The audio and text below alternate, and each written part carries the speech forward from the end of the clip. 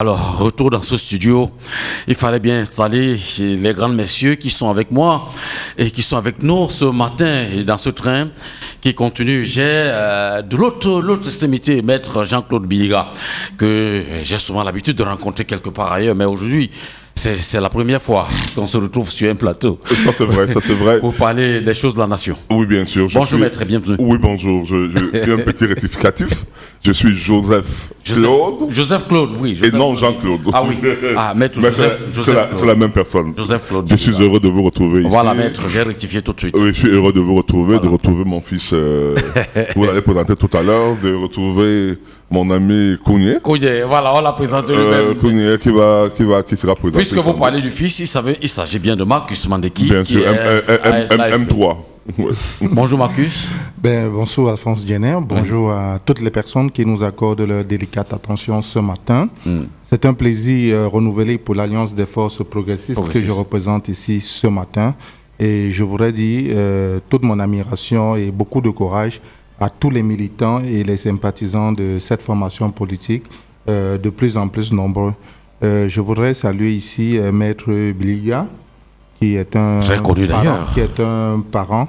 Et quand je dis très souvent qu'au RDPC, tout n'est pas noir, c'est pour dire qu'il y a des compatriotes dans cette organisation politique-là qui représentent encore tout un symbole, c'est-à-dire des personnes avec qui il faudra composer le lendemain du grand soir, après que le RDPC soit tombé. Oui, parce qu'on a l'impression que lorsqu'on est de l'opposition, il faut voir le RDPC tout en noir. Dans le RDPC, il y a eu des brillants hommes, je pense notamment à Ayapo Labine, qui a été député de cette formation politique-là, mais qui est un homme de grande valeur. Vous avez aujourd'hui quand même le professeur Kamto, qui incarne un leadership, qui a été quand même l'un des pionniers de ce régime. Donc, tout n'est pas que noir dans le RDPC et tout n'est pas que blanc au sein de l'opposition. Il y a des choses à refaire également dans les différentes organisations politiques dites de l'opposition. Pour situer dans l'histoire et de mémoire de journaliste, je rappelle ici que le professeur Maurice Kamto a toujours dit qu'il a servi l'État du Cameroun et non le RDPC. J'ai parlé du régime. Voilà, ok. Il a été au service de ce régime. Il a servi le Cameroun. Ne peut le dénier. Bonjour Emmanuel Kounié. Bonjour. Je rappelle que vous êtes membre du MRC. Oui, je suis militant du mouvement pour la naissance du Cameroun. Je dis bonjour à vous, millions de téléspectateurs. Bonjour à tous ceux qui sont sur ce plateau. J'espère que la thématique que vous avez mis à l'ordre du jour va nous permettre d'éclairer la lanterne des C'est une thématique parce que et j'espère aussi que nous serons à la hauteur de leurs attentes. Non, certainement. C'est une thématique. C'est suffisamment poignant. Vous n'avez pas été choisi par hasard parce que quand on a un avocat, quand on a un économiste, ça il faut le dire, que vous êtes spécialisé sur les questions économiques. Tout à fait. Voilà. Le débat aujourd'hui est très clair. On s'est inspiré de ce qui se dit, ou alors des informations qui circulent depuis un bon bout. On parle des lignes 94 et 65 du budget de l'État, et la question qu'on s'est posée, est-ce que ces budgets-là sont juste pour les amis ou alors c'est pour les alliés? Je vais commencer par maître Joseph Claude Biliga. J'ai bien prononcé maintenant maître. Oui, bien sûr. Il fallait que je vous arrache ce petit sourire du matin. Non, moi je pense que le ministre, il y a le ministre qui a eu à s'exprimer, je crois, devant les députés par rapport à ce sujet. Le ministre Botazé, il a dit que l'aide qui a été apportée, par exemple, à l'un des médias... Vision 4 pour ne pas le citer. Vision 4 pour ne pas le citer. Beaucoup d'autres structures ont eu à bénéficier de cette aide-là. Et il y a quelques semaines, j'étais sur un plateau également de télévision, je crois, d'une chaîne, Equinox, je crois que c'était droit de réponse. Et ce débat était également sur le terrain. Et j'avais évoqué cela en disant qu'il y a des gens qui gagnent, il y a beaucoup de structures qui reçoivent de manière officielle et même officieuse de l'aide de l'État. Le ministre est venu confirmer cela, bien qu'il y ait eu des démentis, ce qui est tout à fait normal. Il expliquait en disant ceci: chaque fois que nous pensons que la structure demanderesse peut, à travers le projet qu'il nous a apporté, créer des emplois et les maintenir, par exemple, ou développer un secteur, nous pouvons lui venir en aide. C'est pour cette raison que, dans le cas de Vision 4, par exemple, cela a été fait.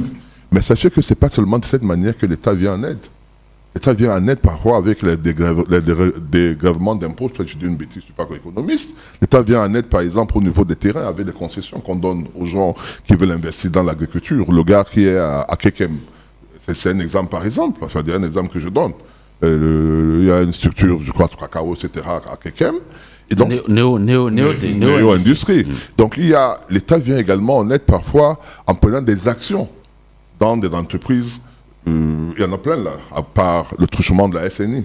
C'est un centre d'investissement qui a été créé effectivement dans ce sens-là. Parce que l'État n'a pas vocation en réalité à être ni commerçant ni entrepreneur. Mais il arrive que l'État, pour pouvoir booster un secteur, prenne des actions. J'ai cité le cas il y a plein d'entreprises qui ont été créées parce que l'État a investi là-dedans à travers la SNI. Donc je dis, pour répondre à votre question, logiquement, ça n'est pas à la tête de l'État. Ce n'est pas à la tête de l'individu. C'est-à-dire c'est le projet qu'on apporte qui peut permettre qu'on puisse financer tel ou pas l'autre. Mais l'État, en tant que père de famille, peut aider des structures à travers, j'ai dit des concessions, par exemple, à travers des financements, à travers des facilités au niveau des banques, à travers comment je peux dire ça, des garanties en fait qu'on peut apporter même à l'extérieur pour nos Cameroun à travers beaucoup de mécanismes financiers. Je vous dis, je ne suis pas très financier, mais je crois que j'ai mon langage, on a compris. On a compris. C'est ce que j'ai pu dire. Voilà. Alors, Marcos, vous avez suivi Maître Joseph-Claude Biliga. Et je vous pose la même question. Ligne 94-65 du budget de l'État, c'est pour les amis ou alors les alliés? Dans un État qui se veut beaucoup plus responsable, il est du devoir du gouvernement de pouvoir apporter un soutien, de pouvoir être une garantie aux différents investisseurs, ce qui est tout à fait normal. Cela ne devrait pas être une exception ou un effet social. Ça devrait être un élément qui entre dans les véritables prérogatives de notre gouvernement. On ne devrait pas s'en offusquer. Mais cela devient embarrassant lorsque ceci est fait de manière arbitraire, lorsque ceci est fait sans une véritable programmation de soutien à ceux qui concourent au bien-être de nos populations. Nous connaissons l'environnement médiatique aujourd'hui au Cameroun.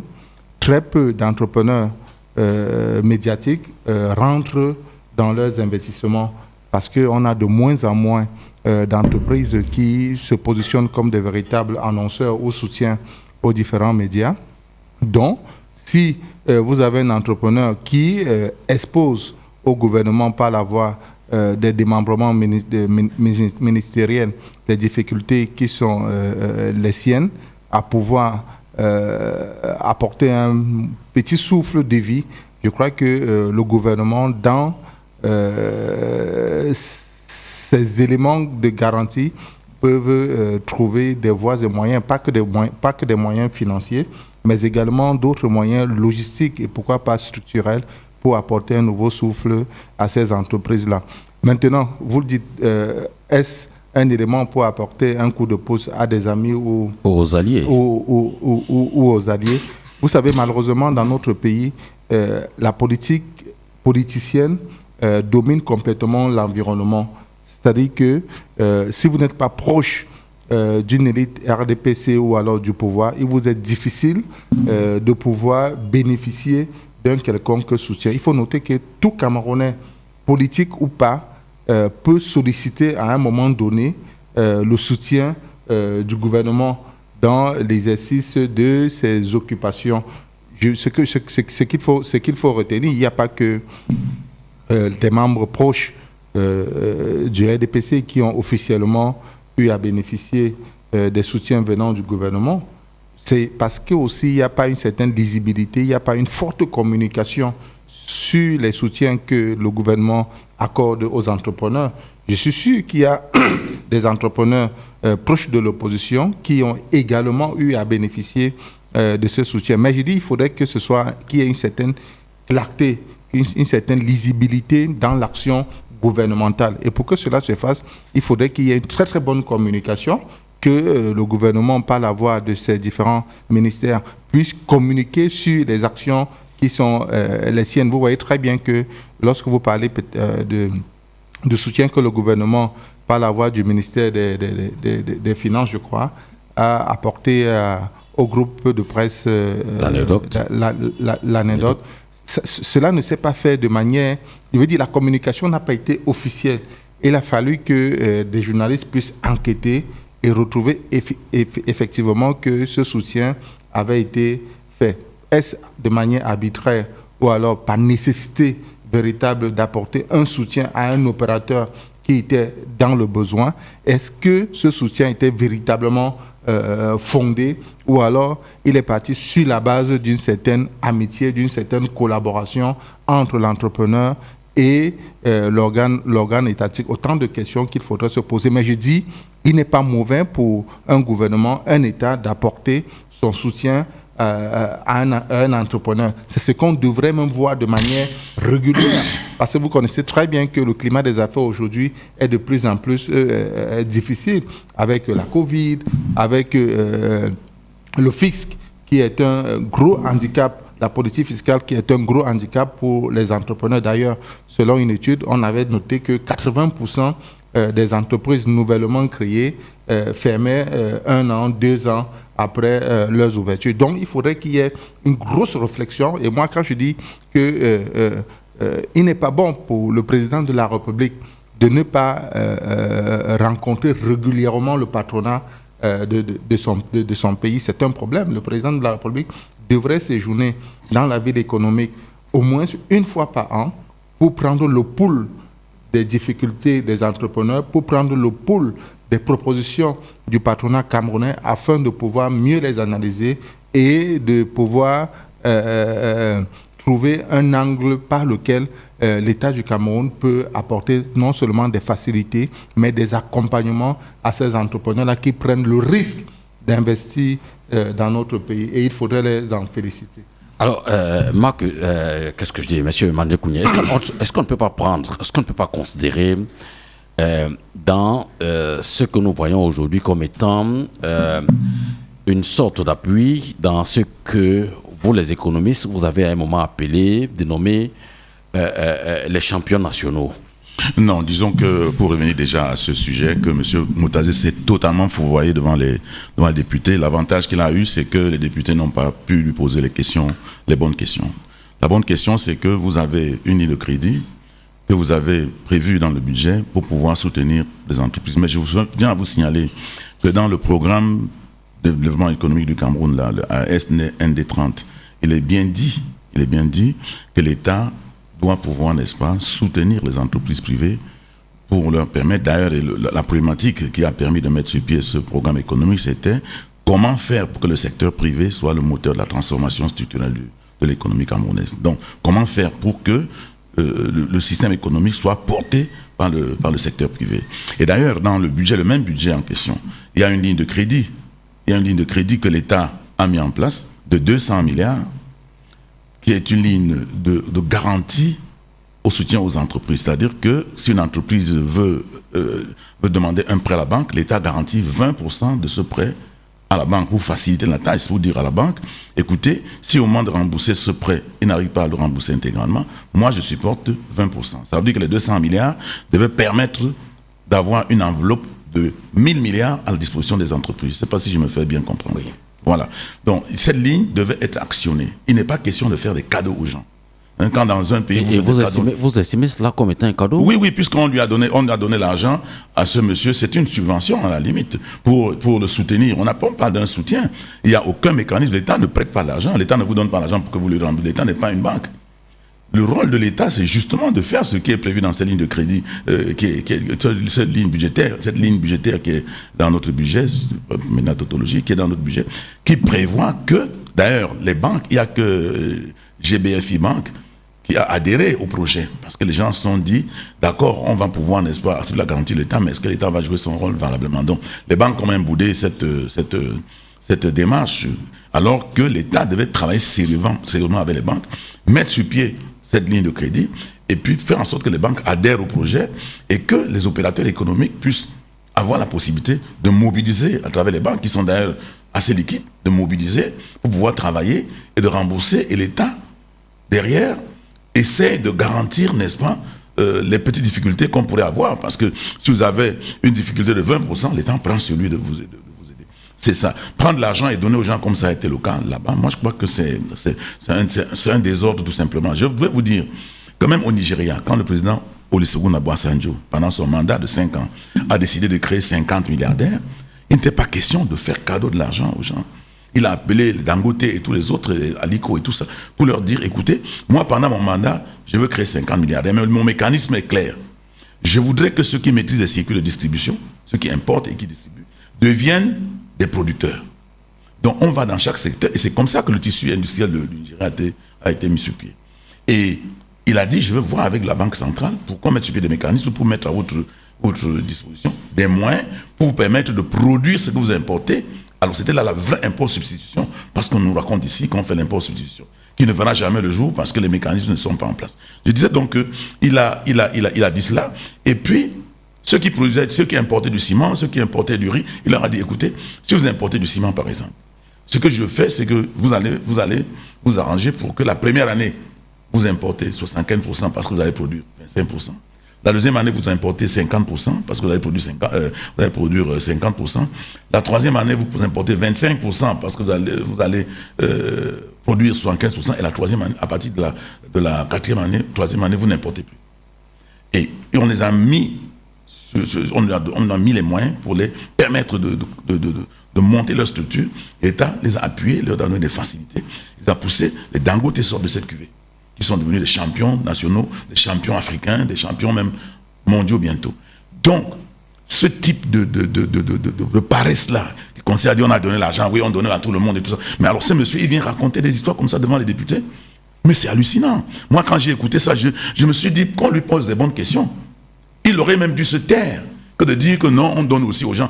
L'État n'est pas là pour distribuer de l'argent de cette manière. Et la bonne question qu'on devait lui poser, c'était laquelle? C'était celle de lui dire, vous avez une ligne de crédit de 200 millions qui garantit les prêts des entreprises. Et vous avez dit que le secteur privé, et puis le secteur de la communication ne peut pas être le secteur prioritaire. Mais est-ce que ces députés connaissent ça? Mais il fallait donc attendez, il fallait donc qu'ils comprennent que on finance là où on peut avoir la plus-value. On dit que nous voulons entrer dans nous voulons, n'est-ce pas, industrialiser notre pays. Nous voulons entrer dans la nouvelle chaîne de valeur. On ne va pas développer le pays avec des gens comme les Moutazi qui passent le temps à donner de l'argent dans des voies pareilles. Je dis que ce qui a été fait est inadmissible dans un pays en difficulté. On doit financer le secteur privé, mais le secteur privé productif. Voilà, il doit être prioritaire. Monsieur Kounion vous a compris, nous ne sommes pas là pour jeter l'anathème aux uns aux autres, nous sommes là pour parler d'un fait de société. C'est un fait qui nous avons été retrouvés dans ce studio par Lionel Damafouda qui est du PCRN. Bonjour Lionel. Bonjour à tous mes co-panélistes, bonjour à tous les nombreux auditeurs de la radio. De la radio, justement. Je m'excuse du léger retard. On peut comprendre que... Voilà, des embouteillages. Vous savez, nous, on habite du sort pratiquement de Logbossou. Donc, vous imaginez que... Il faut sortir à 5 heures du matin. Donc, je traverse pratiquement toute la ville. Toute la ville pour venir ici. Alors, nous sommes sur un fait de société majeur. Et nous parlons du budget de l'État avec les lignes 94 et 65, où on est arrivé à se questionner en s'inspirant des documents qui circulent depuis un certain nombre de jours, où on a attribué des financements à certains promoteurs de radio. On s'interroge ce matin pour savoir si ces lignes sont pour les amis ou pour les alliés. Déjà, ce que je veux relever aussi, c'est qu'en regardant le budget, en lisant le budget qui a été adopté à l'Assemblée nationale, je crois hier, on a pu remarquer que la communication et la publicité, tout ce qui va avec, n'est-ce pas, le budget a augmenté cette année par rapport à l'année dernière. Et ce qu'il faut dire, c'est que, vous savez, un pays se développe à partir d'une industrie de production. C'est-à-dire que c'est la production qui développe un pays. C'est pas l'importation, c'est pas la commercialisation. Parce que la banque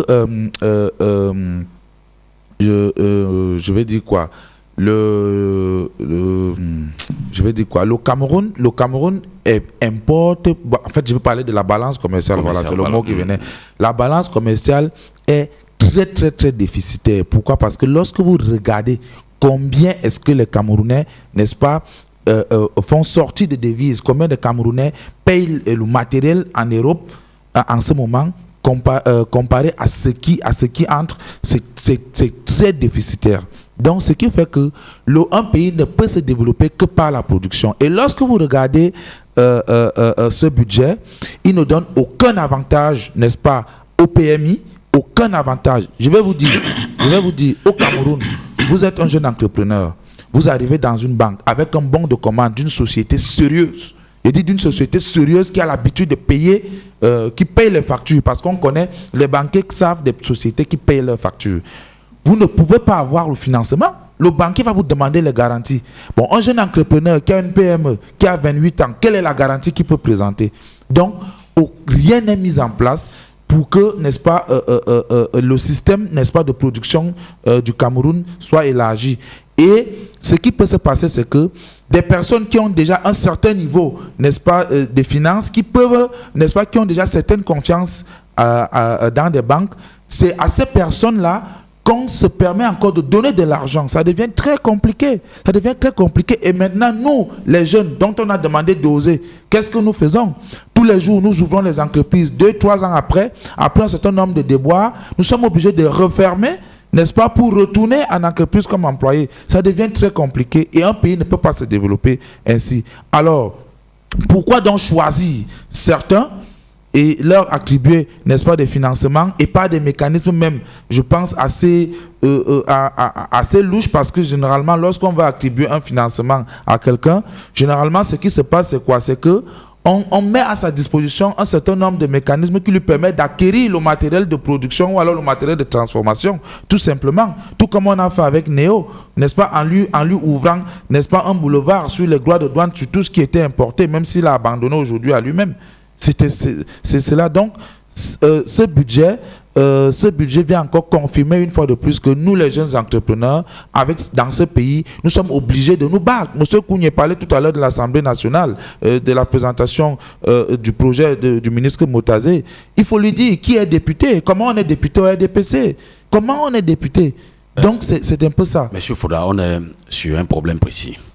Maître Biliga, vous avez suivi Emmanuel Kounié qui... Je le prends peut-être à demi-mot, qui parle ici à mots voilés.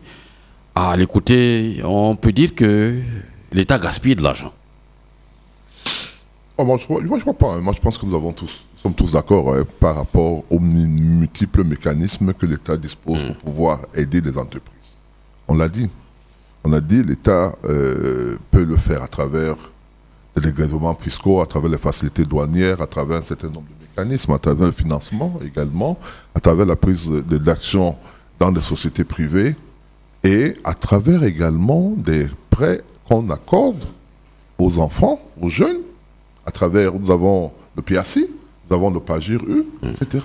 C'est-à-dire les structures mises en place par l'État pour permettre aux jeunes entrepreneurs qui osent, les jeunes, pouvoir avoir des petits financements qui les permettent de démarrer. Mais on s'est rendu compte que très souvent, cet argent est remis aux jeunes et qui devaient rembourser. Ils prennent pour acheter les motos. Et ils prennent pour acheter les motos pour aller faire la Java et finalement, le projet tombe ou bien n'est plus rentable. Donc je crois qu'il faut pas... L'État n'est pas exempt de reproches. L'État, c'est les êtres humains, c'est vous et moi. Donc nous pouvons avoir des faiblesses, nous pouvons avoir un certain nombre de choses, de reproches qu'on peut nous faire, mais d'une manière générale, l'on ne peut pas dire que l'État n'a pas le droit de faire ci, mais seulement de faire ça. Non, l'État est là pour promouvoir l'entrepreneuriat dans tous les secteurs. Parce que lorsque vous suivez le ministre Motazé, il dit qu'ils ont financé cette structure audiovisuelle parce qu'elle était créatrice d'emplois. Il a dit qu'elle était créatrice d'emplois et tout le monde sait aujourd'hui que l'une des chaînes de télévision les plus en vue où les journalistes sont le mieux traités, le personnel, c'est cette chaîne-là par exemple. Mais on peut faire ça à tout le monde, non? Alors, non, je veux dire que, oui, mais pour qu'on fasse à tout le monde, On ne vient pas demander de l'argent, on vous le donne. Il y a un dossier qu'on constitue. Il y a quand même un certain nombre un processus qui est fait. Moi, je suis dans un dossier où il y a une structure qui arrive, ils me disent qu'ils veulent construire un hôpital. Et ils ont voulu faire des financements à travers des studios, à travers des petits groupes. Je leur ai dit, mais non, l'État a prévu, par exemple, donner du terrain pour ceux qui veulent, par exemple, construire des hôpitaux. On vous obtient un terrain qu'on vous donne gratuitement. Je suis en train de faire de la correspondance, mais il y a un dossier qui doit être fait. Il y a un dossier sur l'étude de faisabilité de projet que vous voulez faire pour pouvoir évoquer l'intérêt que l'État a à pouvoir vous accompagner dans ce projet. Si vous ne le faites pas, on ne vous donnera pas de l'argent. Mais comment comprendre, maître, puisque vous avez la parole, comment comprendre le caractère, comment je peux dire, confidentiel de ces donations, alors de ces aides, et qui ne sortent au grand jour que quand il y a... Nul n'est censé ignorer la loi. Si moi j'ai besoin de l'aide de l'État, je vais vers le ministre de l'économie et de la planification ou le ministre des Finances. Il ne faut pas forcément qu'on vous dise que l'État, lorsque c'est nécessaire, par exemple, dans le cadre de l'aide à la communication, c'est officiel, on l'a annoncé de manière claire, il y a une enveloppe qui est faite pour que toutes les chaînes de télévision qui font la demande puissent être financées. Mais il y a d'autres, d'autres sollicitations, c'est la personne qui a besoin de quelque chose qui va vers l'État. Moi, je vous dis, par exemple, dans le cas de mon client, des Américains, je leur ai dit, mais il y a une possibilité. Au lieu d'aller voir des gens qui vont vous demander d'aller, ils vont faire des structures qu'ils ont, comment est-ce que, pour jouer l'interface avec des banquiers extérieurs qui vont vous coûter cher pour rien, l'État va vous donner le terrain gratuitement. Et on est parti rencontrer les responsables du ministère de la Santé. Ils nous ont dit, c'est possible. On a préparé le document pour obtenir ce terrain du ministère des Affaires foncières, etc. Donc, je veux dire que nous devons faire la démarche. On doit pouvoir faire la démarche. Alors, le problème se poserait si une société ou une entreprise aurait fait la démarche comme celle dont on parle de Vision 4 et qu'on ne lui aurait pas donné. On n'aurait donc pu, à ce moment-là, questionner les critères qui auront permis qu'on donne à X et non à Y. Dès lors qu'il n'y a aucune autre entreprise qui vient dire « Moi, j'ai essayé d'obtenir les mêmes facilités de l'État en présentant ma demande et mon dossier peut-être avant les autres et qu'on n'a pas suivi », ça devient un problème. C'est ce que je pense. Marcus, vous suivez Maître Biliga. L'opinion publique, alors, certains citoyens ne partagent pas trop son avis et pensent qu'il y a du deux poids deux mesures. Il y a du deux poids deux mesures. On peut bien s'interroger.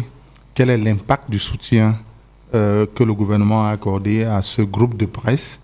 Est-ce pour des services rendus à la République, c'est-à-dire aux différentes populations? Parce qu'il faut mesurer l'impact d'un soutien. Était-il véritablement nécessaire pour nos gouvernants d'apporter ce soutien d'un montant aussi élevé à une telle entreprise? Pour quel but, pour quel objectif? Il faudrait bien se poser la question. Peut-être que le gouvernement a des éléments de réponse que nous ne disposons malheureusement pas. Et cela est incompréhensible. Comme je le disais tout à l'heure, il faudrait qu'on apprenne à communiquer. Un gouvernement doit communiquer pour faciliter la compréhension de ses actions sur le terrain. Parce que nous pouvons mal interpréter parce que nous n'avons malheureusement pas des informations fiables sur le geste du gouvernement.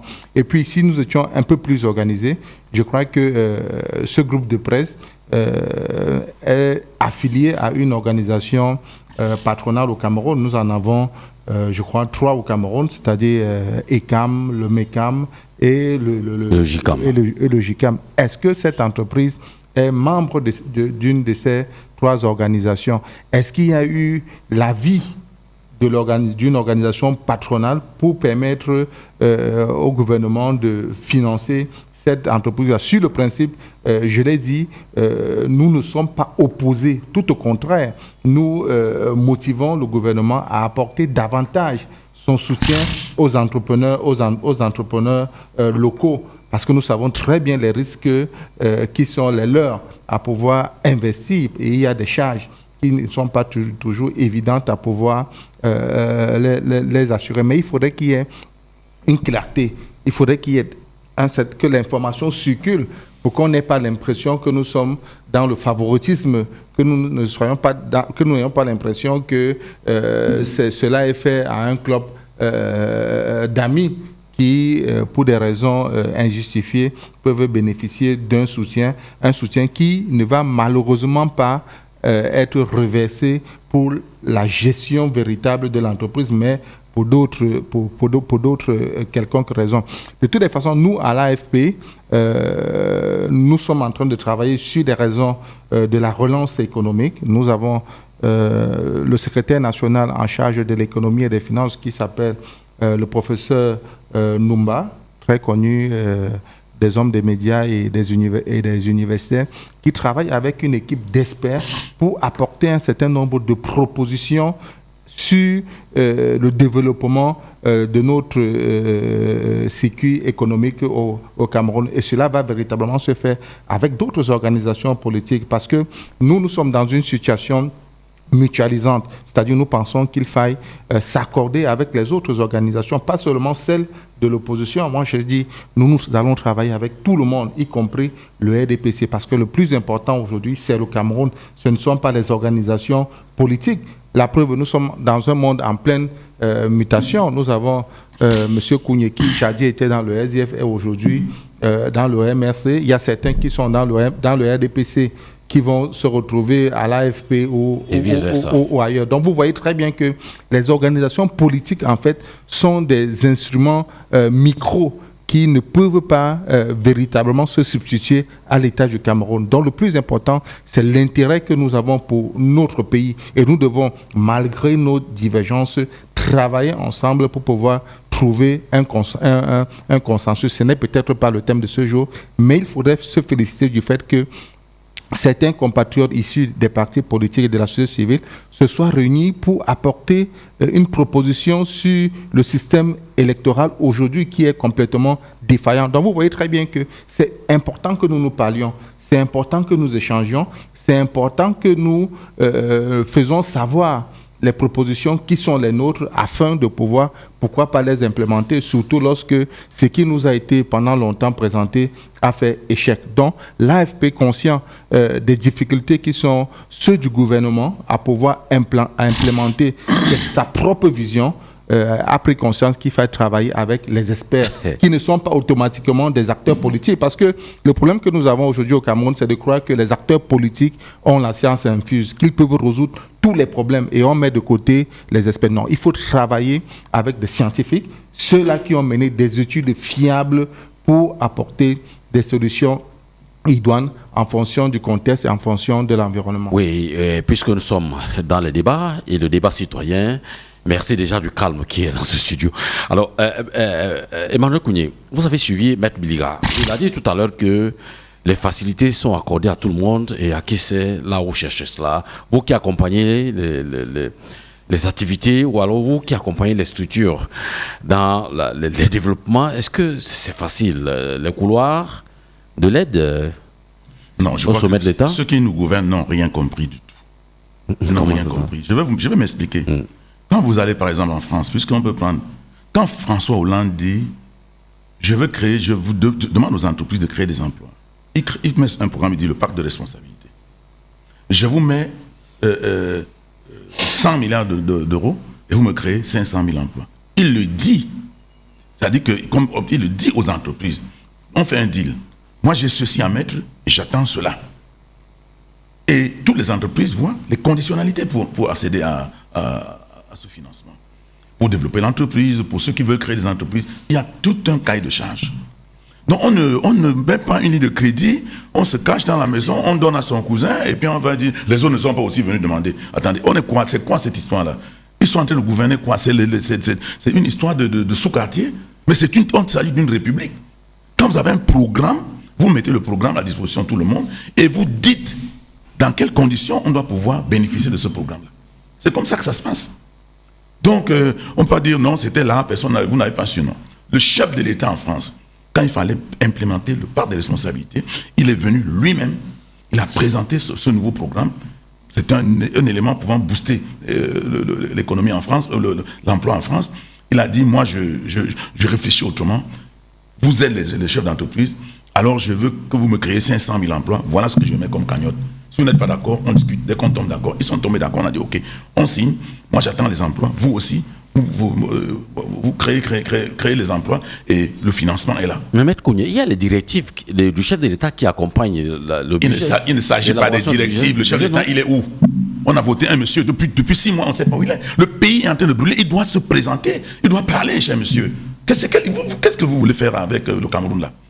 Le Cameroun est en train de brûler, voilà la canne, on ne sait pas où ça va, il est où?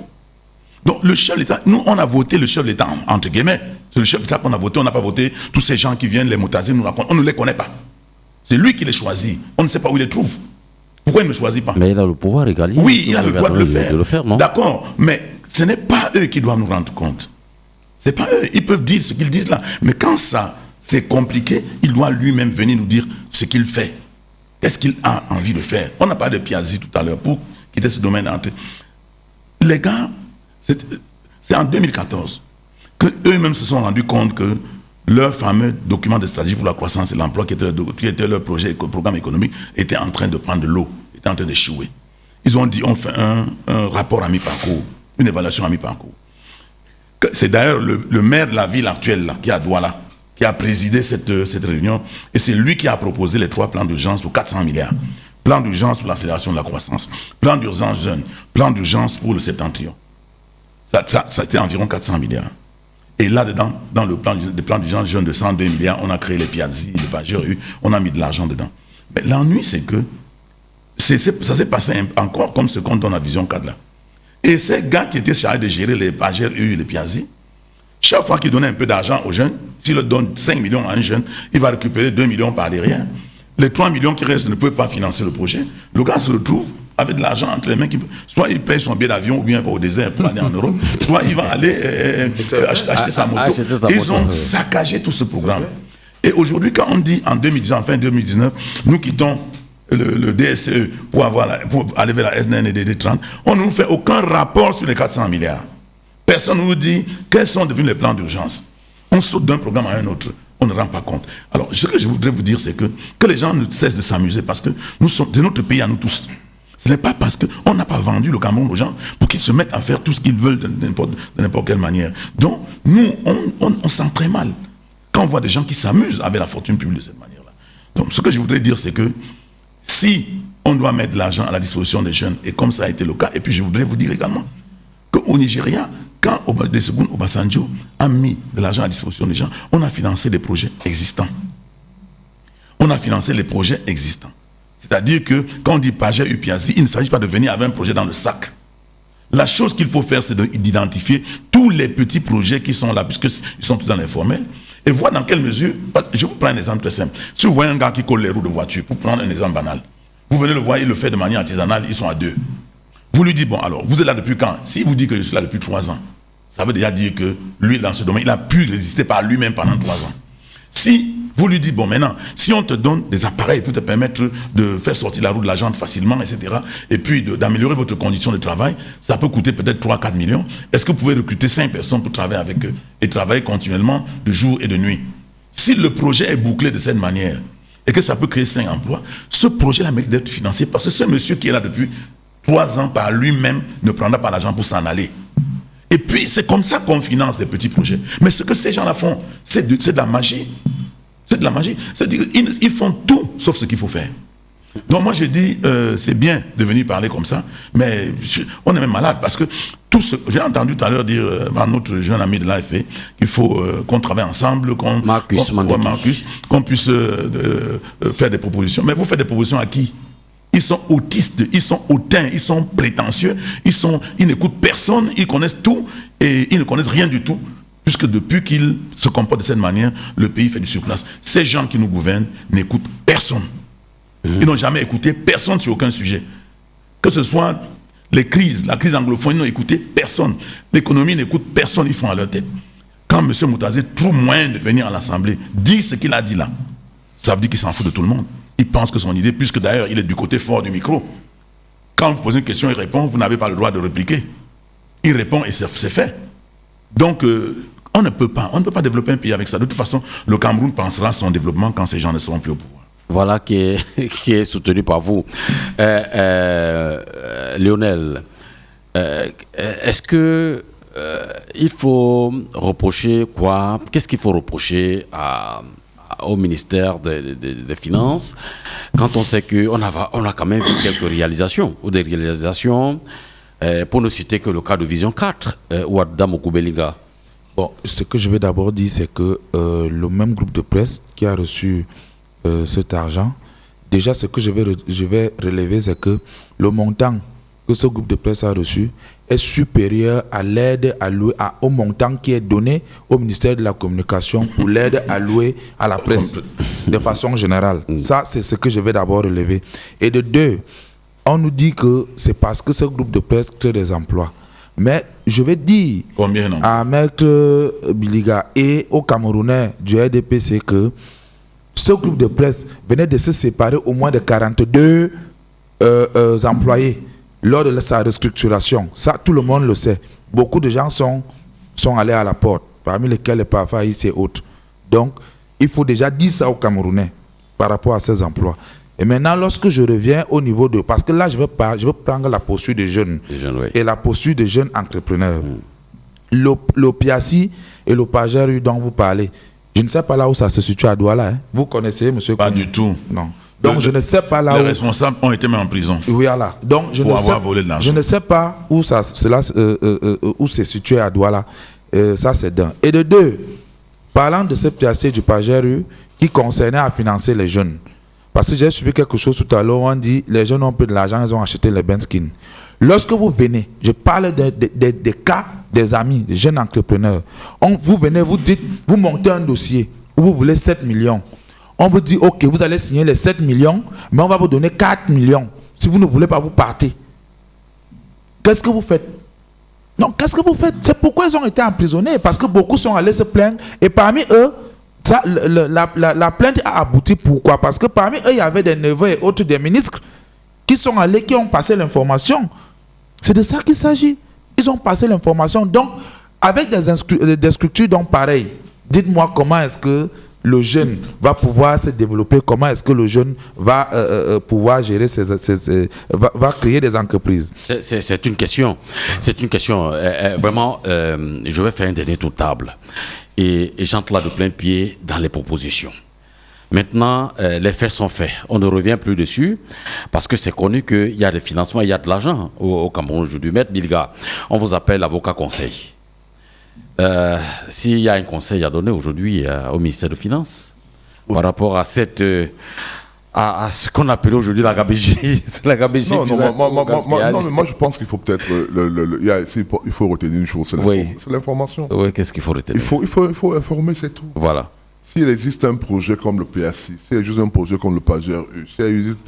Ou alors les facilités de financement. Encore que moi je vous affiche, je ne sais pas comment un jeune peut vous dire qu'il n'y a pas de PACI. Moi je suis un papa, mais je connais très bien qu'il y a ce truc. Pas parce que je suis de RDPC. Il faut communiquer. On a communiqué sur ce point, mais je pense qu'on peut aller plus loin. Voilà, oui. On peut aller plus loin au niveau... On peut aller plus loin au niveau de la communication, on peut aller plus loin au niveau de tout ça. Mais je dis, il ne faut pas penser que demain il y aura un autre Cameroun... En 2 secondes, parce qu'on a des contraintes. Ceux qui parlent beaucoup, on les a vus à l'œuvre. On a vu sur Vervel, où il y a eu des gré à gré, là où on devait passer. Mais on ne revient plus. Non, on doit y revenir. Parce que lorsqu'on parle d'économie et que quelqu'un comme M. Kounié parle de la gestion du Cameroun aujourd'hui en disant que ceux qui sont ne gèrent pas bien. Alors qu'eux-mêmes, ils ont géré, on a vu. On a très bien géré. Mais non, monsieur, sinon peut-être qu'on ne serait pas mort. Donc, arrêtez donc. Non, restons dans le débat. Restons dans le débat. Non, seulement, non, voilà ce que moi je veux dire. Lorsqu'il fait ce développement, vous ne lui dites pas de s'arrêter. Non, je lui dis. Non, il faut donc... Non, moi je dis, lorsqu'on fait un développement en pensant que... Je ramène les uns des autres. On reste dans le développement. Non, monsieur vous n'avez rien à dire. Monsieur le journaliste. Moi, je suis un homme très poli. Oui, ça, je sais. J'ai suivi ce monsieur parler du gouvernement. Ce gouvernement n'est rien, il faut qu'on change. Je dis oui. Voilà. Mais seulement ceux qui veulent changer, ce n'est pas ceux-là. On les a vus à l'œuvre. C'est entendu. Non, mais ce Kounié, maître Joseph, il a la parole. Non, mais donnez-moi la parole. Vous savez, vous êtes tellement mal élevé. Lorsqu'on se parle, vous me coupez. Mais toi, tu peux me juger. Écoutez. Je vous ai dit. Tu as quelle épaisseur? Maître Emmanuel Kounié, vraiment, mon plateau n'est pas pour ça. On est là pour parler des sujets assez importants pour la société. Parce que c'est beaucoup d'argent. Vous voyez les jeunes qui se plaignent, c'est l'argent qui sort. Comme j'ai encore la parole, oui. Le reproche qu'on peut faire au gouvernement, c'est qu'il n'y a pas toujours de communication. Voilà. C'est ça le reproche. Voilà. Parce que tout à l'heure, mon jeune fils de PCRN a dit que on a donné de l'argent qu'on a donné à Vision Carter supérieure à ce qu'on a. Oui, ça c'est vrai. On dit même que l'aide qu'on donne aux entreprises de médias est petite. Est minime. Est minime. Mais le ministre a dit qu'il y a d'autres entreprises qui ont eu plus que... Qui se taisent. Mon Dieu. Maître Emmanuel Kounié, je vais finalement vous donner un carton rouge. Oh, ouais. Donc, il a des choses qu'ils n'aiment pas écouter. Ouais, et ceux qui vont diriger le Cameroun demain. Voilà les gens qui empêchent le don de parler et qui disent qu'ils vont diriger le Cameroun, ils ne seront pas dictateurs. Maître, allez-y, terminez votre parole parce que là, je vais prendre, prendre une minute. Oui, c'est que c'est embêtant lorsqu'on parle qu'il y a des gens qui vous disent qu'on est en dictature, qui reprochent à Paul Biya de ne pas venir devant la scène. Alors que la dictature, c'est effectivement la personne qui est devant la scène qui impose. Il fait la délégation de pouvoir en donnant à ses premiers ministres, à ses ministres, etc., de pouvoir s'interroger. Et là, on lui fait le reproche. S'il était omniscient, omniprésent, tous les jours, on serait en train de dire oui, tous les jours, seulement lui qui parle. Il veut tout concentrer entre ses mains. Voilà un exemple. Voilà. Voilà les gens qui disent qu'ils veulent la liberté, et qui empêchent aux autres de parler. Si vous ouvrez aujourd'hui tout la suite de la vôtre Google, vous allez trouver des insultes, des gars de merci. Voilà, maître, on va revenir vers vous. Je vais faire un dernier tour de table, mais de temps pour nous d'écouter cette réclame. Alors, un dernier tour de table pour des propositions, chacun son point de vue. Aujourd'hui, c'est connu qu'il y a de l'argent qu'on peut donner et qu'on peut mettre à la disposition des promoteurs d'entreprises. Vous, l'économiste, qu'est-ce que vous suggérez au Cameroun de faire pour que l'argent ne se gaspille plus? Non, la première des choses, c'est que ceux qui nous gouvernent doivent comprendre qu'ils ne peuvent pas être au début et à la fin d'un processus.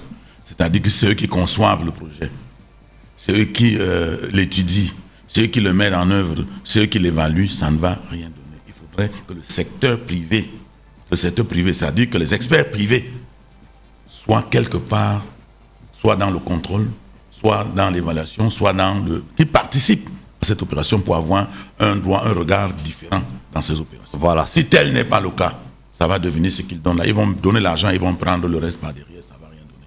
Donc il faudrait qu'ils comprennent qu'ils ne peuvent pas être au début. Même les projets structurants échouent parce que c'est eux qui pensent le projet, c'est eux qui l'étudient, c'est eux qui le mettent en œuvre, c'est eux qui cherchent à le mettre en service. Ça ne peut rien donner, c'est pour ça que tout a échoué. Voilà, c'est entendu. Lionel Damafouda, un dernier mot, en quelques secondes. Oui, en une minute, moi je pense qu'on ne doit pas, l'État ne doit pas laisser, n'est-ce pas, que ce soit les chefs d'entreprise qui aillent vers eux. Il doit y avoir une communication et mettre de l'argent quelque part où c'est assez aidant. Et de deux, il faut dire aussi que ce qu'il faut faire, c'est d'aller sur 5 ans. Par exemple, cette année, on peut dire on va aider dans la communication, l'année prochaine dans l'industrie, l'année prochaine dans l'agriculture, ainsi de suite. Donc, ça permet que chaque année, que le secteur qu'on doit aider, qu'il se prépare à monter leur dossier et des dossiers sérieux et que ces dossiers passent d'abord au crible avant que le financement ne soit débloqué. Voilà. Et en 20 ans, on va finir. Ils ont le pouvoir perpétuel. Emmanuel, en 20 ans, on aura fait tout le Emmanuel, vous avez... vont rester 20 ans. Votre temps de parole est déjà passé.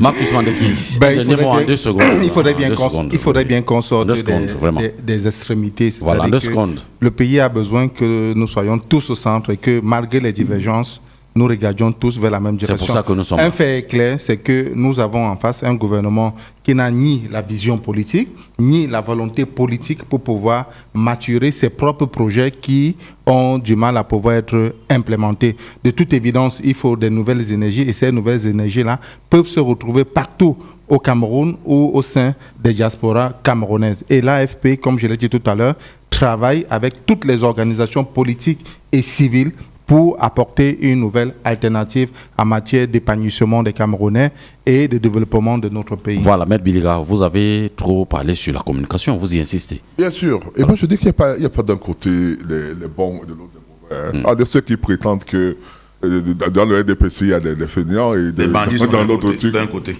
Dans l'autre côté, c'est les gens qui sont des anges. Je crois que c'est une bêtise. Et je pense que essayons d'éviter ce qu'on appelle des attaques abdominales. Lorsque mon contradicteur me dit, je n'ai pas de personne. Je pense pas s'il parle de moi, mais si vous parlez de moi, allez vous renseigner. S'il vous plaît, le plateau de Radio Das est un plateau citoyen. Merci à Maître Joseph-Claude Biliga de s'être déplacé pour un matin. Merci à Lionel Damafouda du PCN. Je rappelle que Maître Joseph Biliga est avocat au barreau du Cameroun, par ailleurs militant de première heure du Rassemblement démocratique du peuple camerounais. Lionel Damafouda est mouvement du PCRN de l'honorable Cabral Libi. Marcus Mandeki est le AFP de notre cher grand frère aîné. Je suis le secrétaire national à l'organisation, à la mobilisation et à l'implantation. De Sambaka. Alors, monsieur Emmanuel Kounié est économiste de grandeur et militant du mouvement pour la réconciliation du Cameroun, c'est ça? Pour la Renaissance. La Renaissance, voilà, moi j'ai dit réconciliation. Bon, Renaissance, réconciliation, ce n'est pas, il n'y a pas trop d'écart. On ne réconcilie pas ce qui est mort, René, on ne le réconcilie pas. Pour la Renaissance du Cameroun, le MRC, merci à vous, chers messieurs. Le train d'audace, ça arrive à la gare. Et puis demain, c'est notre jour. L'occasion pour nous de souhaiter prompt rétablissement à Hippolyte Sylvestre Sangaou. Au revoir et à demain.